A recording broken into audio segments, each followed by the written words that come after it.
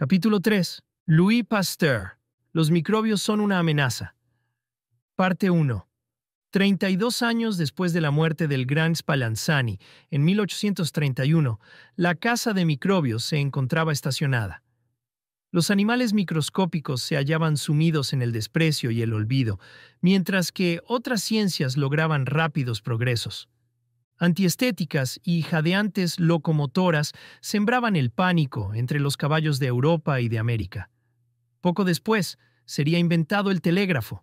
Se diseñaban nuevos microscopios, pero a nadie se le ocurría usarlos, ni se preocupaba por demostrar que ciertos animalillos poseían la capacidad de cumplir una labor de utilidad, tal como jamás la realizaría una máquina de vapor.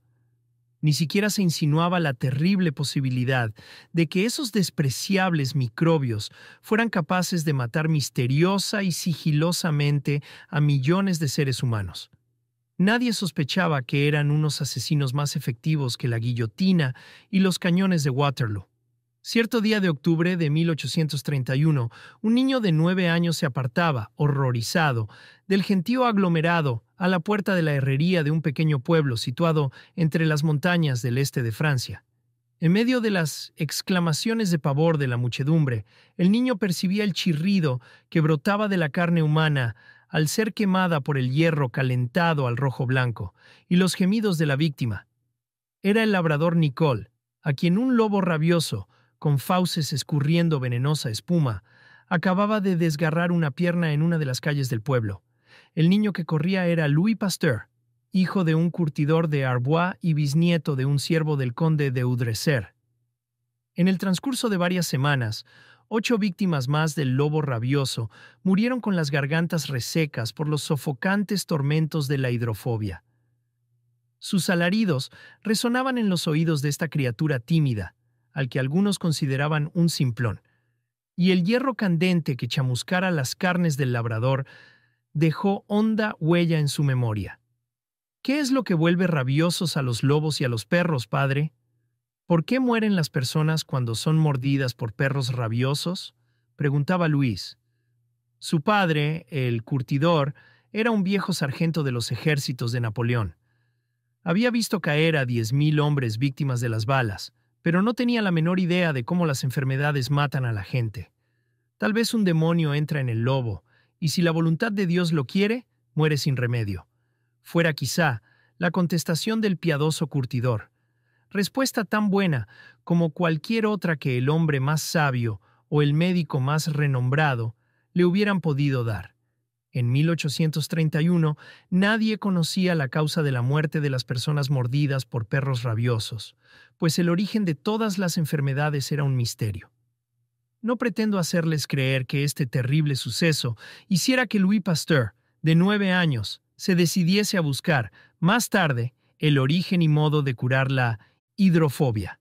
Sonaría muy romántico, pero no sería verdad.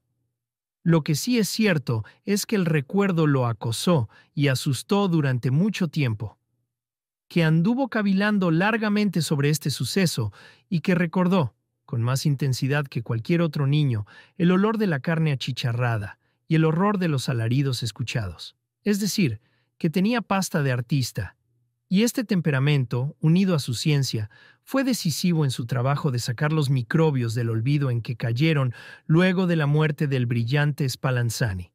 Por cierto que los primeros años de su vida en nada dejaron adivinar su futuro de investigador.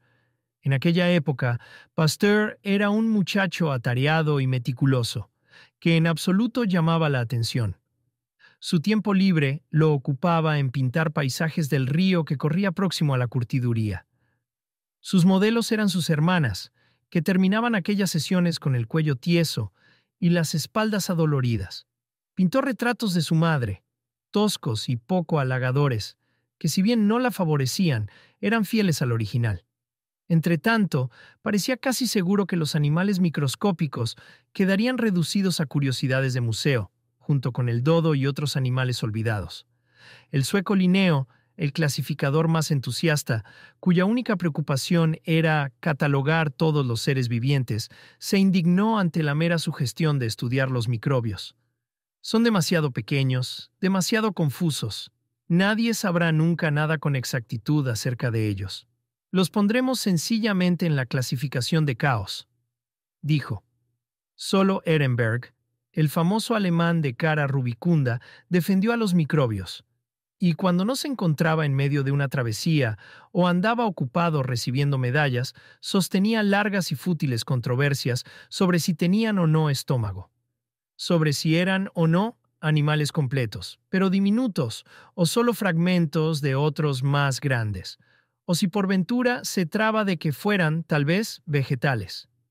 Pasteur, mientras tanto, seguía dedicado a sus libros. Durante su estancia en el modesto colegio de Arbois, empezaron a dibujarse los rasgos buenos y malos de su carácter, que hicieron más tarde de él una mezcla de contradicciones de lo más extraño que jamás ha existido. Era el alumno más joven del colegio, pero quería ser monitor. Tenía una ambición decidida por enseñar a los demás chicos, y en especial a tener autoridad sobre ellos.